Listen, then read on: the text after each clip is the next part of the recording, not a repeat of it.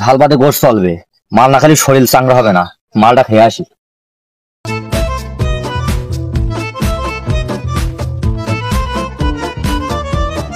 এদেরই তো খুঁজছিলাম, সেদেরই মাল খাওয়া যায় কিনা দেখে আসি।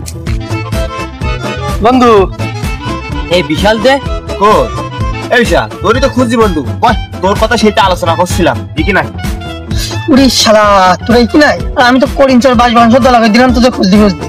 তা যাই হোক, কি করে একটু হবেন? ওরা পার্টি তো খুঁজছে, কাছে সে ভয়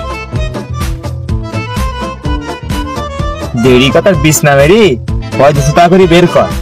তোদের আর মাতে যাও না কাটি বলি না, তোরা থাক, আমি চলে আসছি। রান্না করতে হবে।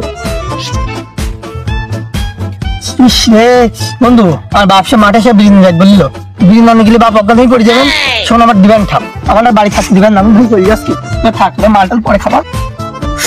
বন্ধু আমার মা যে ঝাল নেই গরু গোশ আনবে, তাই বন্ধু তুই থাক, মাল খাবো না। শালারা কাজ তো কইলো কি? ওরা বললো মাল খাবে, যে টাকা চাইছি সেই চলে গেল। আয় মাল আমি খাওয়াবানি।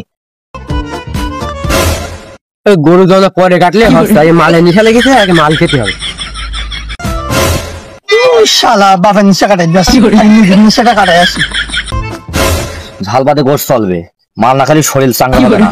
মালটা খেয়ে আসি।